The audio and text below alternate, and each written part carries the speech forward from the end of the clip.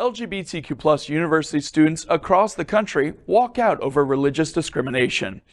Within the last 2 years, religious school students have made headlines pushing back against university policies attacking LGBTQ+ students or staff. Queer students like Veronica Bonifacio Penales, who have been protesting religious university policies they call discriminatory and homophobic, often get asked the same question: why would you go to a Christian school if you're LGBTQ+?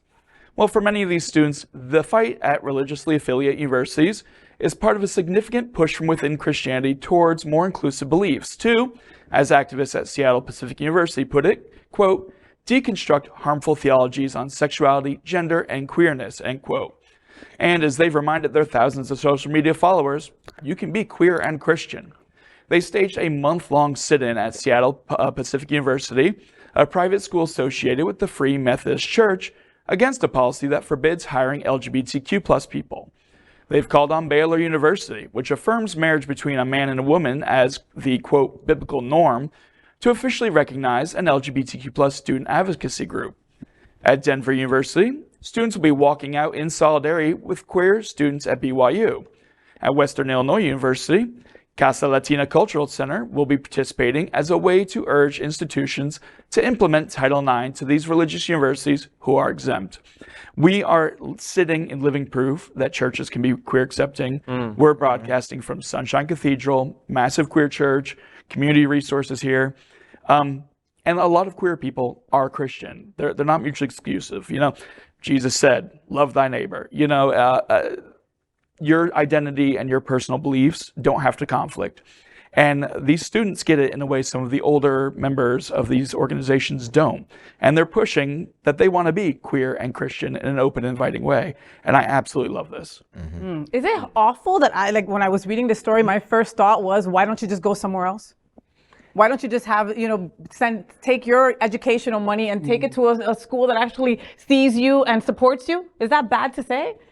Yeah, because it's like anything. Like, why wouldn't you stay and fight for where you are? It's the same thing we're hearing now. Like, right? Like, if the state is going to be pushing queerness and LGBTQ issues out of schools, why would you stay in Florida? Right? How many people are thinking of just simply giving up? But this is our home. Yes. This is where we live. And for many people, their religion is their home. Their home, right? It's where they grew up and it's where they want to stay, and they want to fight for it because, you know what? At the end of the day, it's worth fighting for.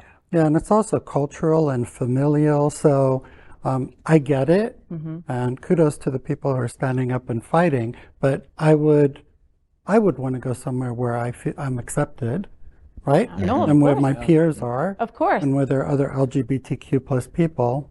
We need to start an LGBTQ plus Ivy League school that only accepts LGBTQ+. There we go. Then trust me, people would be super pissed and things would change just a little. We know it's funny you say it too, but because here in South Florida, there are very tight-knit religious communities, especially with the folks from the Caribbean, the Latin American communities.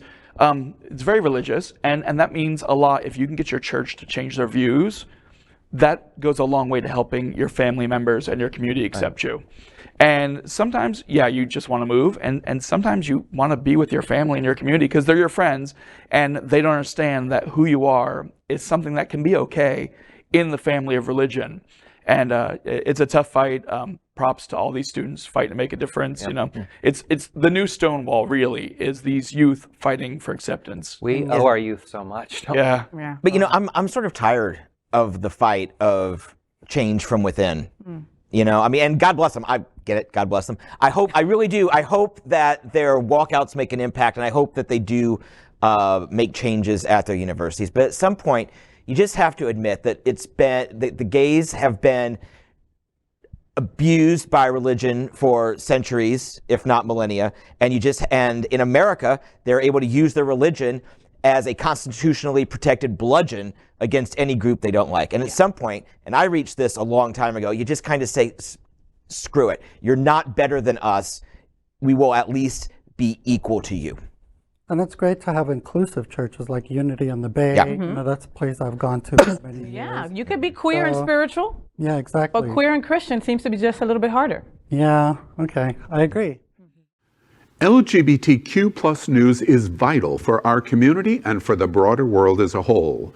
We have enough enemies at Fox News. Tucker, Sean, and Laura are loud.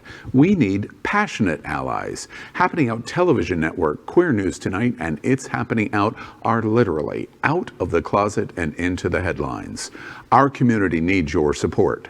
Like this broadcast and subscribe now to ensure the growth of the entire LGBTQ+ community.